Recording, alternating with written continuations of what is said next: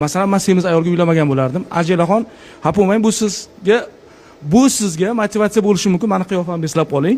Semiz qizlar yoqmaydi erkaklarga. Agar yoqqanda shu 20% ichidan solgacha turmush qurgan bo'lardingiz. Chunki men nima demoqchiman?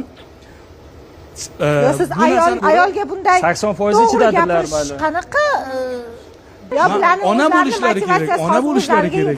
Akam aytishdi, bitta xato qildi. Qilgan xatosi shuki, erkaklarga semiz ayollar yoqmaydi degan gap emas. To'g'ri, ko'pchilik erkaklarga semiz ayollar yoqmaydi, bu haqiqatan to'g'ri. Lekin bu narsani shuncha odam ichida aytish kerak emas, o'ziga aytish kerak deb o'ylayman. Menimcha katta studiya, tем более televideniyada aytish menimcha u darajada to'g'ri emas. Sizlar ham o'zingizning fikrlarni yozib qoldiringlar, kommentariyaga kutib qolaman. Masalan, men semiz ayolga uylamagan bo'lardim. Ajelaxon, "Hapomang, bu sizga motivatsiya bo'lishi mumkin. Meni qiyofamni eslab qoling. Semiz qizlar yoqmaydi erkaklarga. Agar yoqqanda shu 20% ichidan solgacha turmush qurgan bo'lardingiz. Chunki men nima demoqchiman? Siz ayolga bunday 80% ichidadirlar mayli. Qanaqa bularning ona bo'lishlari kerak, ona bo'lishlari kerak. Akam aytishdi, bitta xato qildi. Qilgan xatosi shuki, erkaklarga semiz ayollar yoqmaydi degan gap emas. To'g'ri, ko'pchilik erkaklarga semiz ayollar yoqmaydi, bu haqiqatan to'g'ri. Lekin bu narsani shuncha odam ichida aytish kerak emas, o'ziga aytish kerak deb o'ylayman. Menimcha katta studiya, tем более televideniyada aytish menimcha u darajada to'g'ri emas.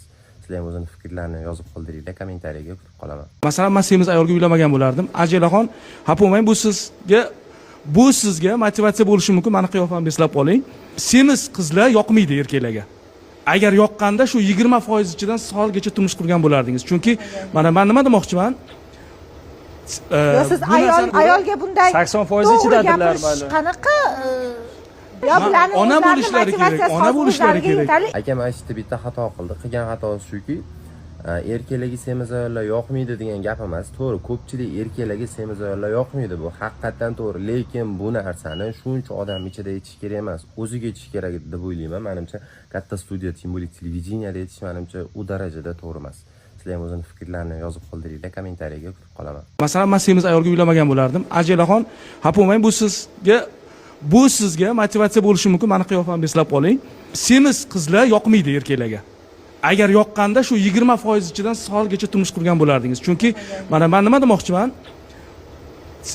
Siz ayolga bunday 80% ichidadirlar mayli. Qanaqa bularning ona bo'lishlari kerak, ona bo'lishlari kerak. Akam aytishdi, bitta xato qildi. Qilgan xatosi shuki, erkaklarga semiz ayollar yoqmaydi degan gap emas. To'g'ri, ko'pchilik erkaklarga semiz ayollar yoqmaydi, bu haqiqatan to'g'ri. Lekin bu narsani shuncha odam ichida aytish kerak emas, o'ziga aytish kerak deb o'ylayman. Menimcha katta studiya, tем более televideniyada aytish menimcha